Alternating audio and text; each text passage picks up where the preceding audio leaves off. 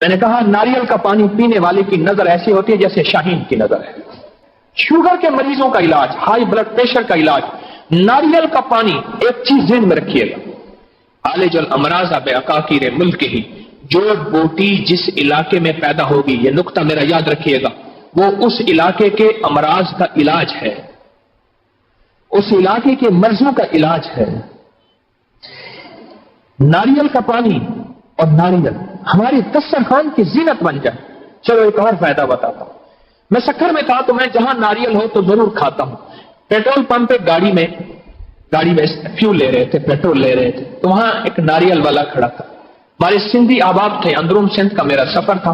تسبیح خانے کی نسبت سے وہاں تسبیح خانے سے جتنے بھی نسبت رکھنے والے ہیں تو میرا سفر تھا. میں نے کہا ان سے ناریل لیجیے. اس نے ناریل دیا. ہمارے ساتھ سب بیٹھے ہوئے تھے. کہنے لگے کہ ہمارے علی گڑھ میں، ہمارا سارا خاندان ہے علی گڑھ میں، ہمارے وہاں مشہور ہے جو یہ چاہتا ہے کہ اس کا پیٹ نہ بڑھے، جو چاہتا ہے اس کی چربی نہ بڑھے، اور جو یہ چاہتا ہے کہ وہ موٹاپے میں نہ جائے، اور جو یہ چاہتا ہے کہ اس کا کولیسٹرول نہ بڑھے، یورک ایسڈ نہ بڑھے، وہ کھانے کے بعد یا کھانے سے پہلے ناریل کا ایک ٹکڑا کھا لے، وہ ٹھیک ہو جاتا ہے. اور بے شمار لوگوں کو میں نے بتایا بیماریاں نہیں ہوتی. ایک اور فائدہ بتاتا ہوں ناریل کو.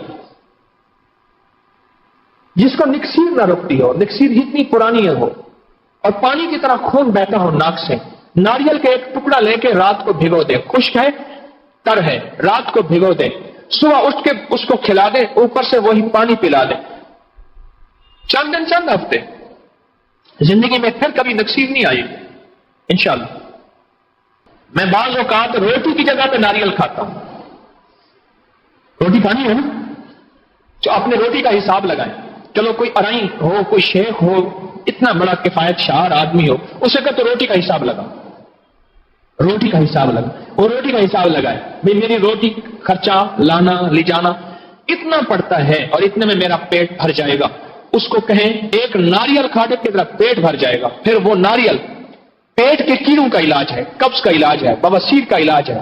وہ جو فریش ناریل تو نے کھایا ہے، تازہ ناریل تو نے کھایا ہے، پیٹ بڑھنے کا علاج ہے، ویٹ بڑھنے کا علاج ہے، ببلز گیس جو تبخیر بادی ہوتی ہے اس کا علاج ہے. اب بولیں کتنی زبردست چیز ہے، بہت باکمال چیز. فطری غذائیں، فطری دوائیں، اس کی طرف انسانیت کو لوٹائیں. میں اپنی کسی دوا کا اشتہار نہیں بتا رہا کہ آپ میری یہ دوا لیں، میں اپنی کسی چیز کا اشتہار نہیں بتا رہا، میں تو وہ چیز بتا رہا ہوں جو آپ کو مارکیٹ میں عام مل جاتی ہے، وہ چیز بتا رہا ہوں. ہمارے کراچی کے ایک دوست ہیں، وہ تعویذ وغیرہ بھی دیتے رہتے ہیں.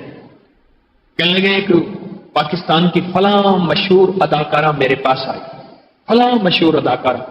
کہنے لگے جب میں چھوٹا تھا تو اس وقت بھی وہ جوان تھی، آج میں بوڑھا ہو گیا ہوں وہ بھی جوان ہے. کہنے لگے میں بوڑھا ہو گیا ہوں وہ جوان ہے. تو میرے پاس ایک دفعہ کہنے لگے کہ وہ آئیں، کچھ اپنے روحانی کچھ مسائل تھے. تو میں نے کہا بھائی میں تو تجھے ٹی وی میں بڑا دیکھا، میں نے تجھے، تو چھوڑ، تیرا مسئلہ حل ہو جائے گا، پہلے اپنی جوانی کا راز بتا. وہ آپ کو ہی بتا دوں کیا راز. اور ابھی تک اسی راز میں مائی چل رہی ہے. مائی زندہ ہے. پہلے بھائی مجھے راز ہی بتا، کیا راز ہے، کیا راز ہے. اس نے کہا میں کوکونٹ آئل اور گری سے میری یاری ہے، دوستی ہے، ناریل سے میری دوستی ہے، حتیٰ کہ میں خوب ناریل کھاتی ہوں.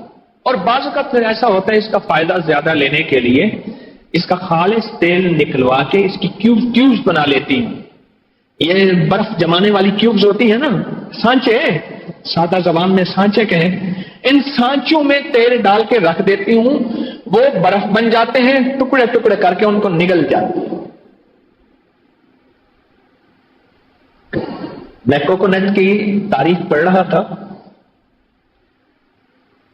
بعض علاقے ایسے ہیں، بعض دنیا میں، جہاں بندروں کی عمر 127 سال، 129 سال، 140 سال ہوتی. ریسرچ کی سائنس نے، ریسرچ کی سائنس نے ریسرچ کرنے کے بعد اس نتیجے پر پہنچے کہ بندر ناریل کھاتے ہیں،